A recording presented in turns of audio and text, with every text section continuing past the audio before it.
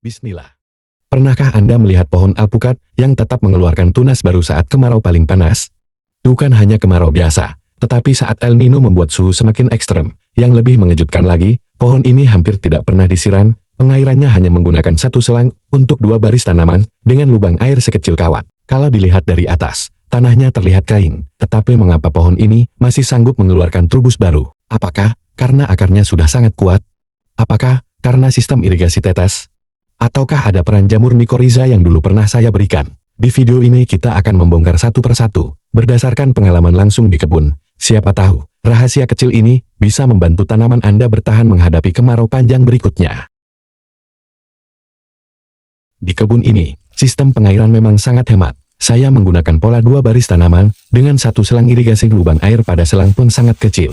Hanya sebesar kawat, air yang keluar tidak deras, tetapi keluar perlahan dalam waktu yang cukup lama. Kalau dilihat dari permukaan, tanah tampak kering. Banyak orang mungkin mengira tanaman sedang kekurangan air, namun kondisi di bawah permukaan tanah bisa saja berbeda.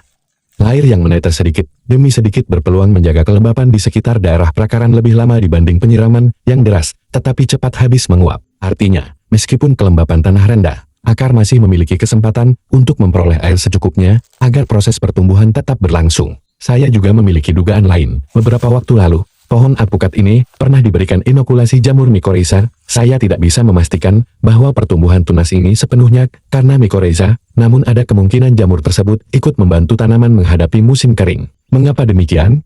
Jamur mikoriza hidup bersimbiosis dengan akar tanaman. Benang-benang halusnya dapat menjangkau pori-pori tanah yang tidak mampu dicapai akar. Dari sanalah air dan unsur hara dapat diserap, kemudian sebagian disalurkan kepada tanaman sebagai balasannya.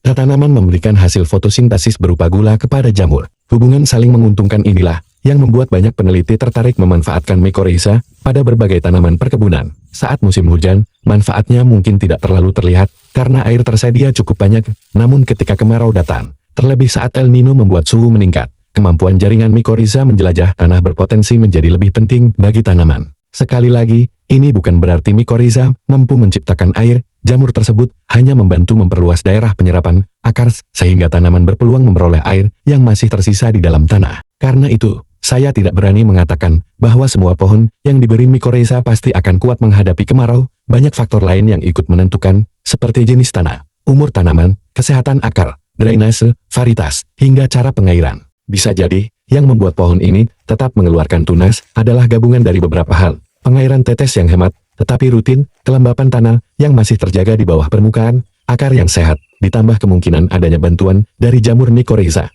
Inilah mengapa saya selalu mengatakan bahwa keberhasilan berkebun bukan hanya soal pupuk, tanah yang sehat, kehidupan mikroorganisme yang aktif, serta pengelolaan air yang tepat seringkali menjadi faktor yang tidak kalah penting. Jadi jangan hanya menilai kondisi tanaman dari permukaan tanah yang terlihat kering. Bisa jadi, kehidupan justru sedang berlangsung di bawah sana, akar tetap bekerja, mikroorganisme tetap hidup, dan tanaman masih memiliki tenaga untuk menghasilkan tunas-tunas baru. Tanah sebenarnya bukan hanya kumpulan pasir dan lumpur, di dalamnya ada kehidupan, ada bakteri, jamur, aktinomycet, cacing tanah, hingga berbagai organisme kecil yang bekerja setiap hari. Mereka membantu menguraikan daun-daun kering menjadi unsur hara, mereka memperbaiki struktur tanah, mereka membuat tanah lebih gembur, sehingga akar lebih mudah tumbuh, tanpa kita sadari. Jutaan mikroorganisme bekerja selama 24 jam setiap hari. Bagaimana mikoriza membantu?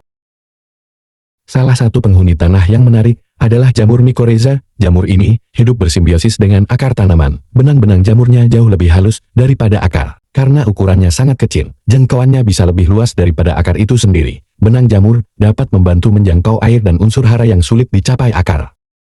Sebagai gantinya, tanaman memberikan hasil fotosintesis berupa gula sebagai sumber energi bagi jamur. Hubungan ini saling menguntungkan. Saya menduga, karena pohon alpukat ini pernah diberi mikoriza, kemungkinan jaringan jamurnya masih membantu tanaman memperoleh air pada musim kemarau. Bagaimana menurut teman-teman? Apakah di daerah kalian ada pohon alpukat yang tetap tumbuh subur saat kemarau panjang? Pernahkah mencoba menggunakan mikoriza atau sistem irigasi tetes hemat air? Silakan tuliskan pengalaman kalian di kolom komentar agar kita bisa saling belajar.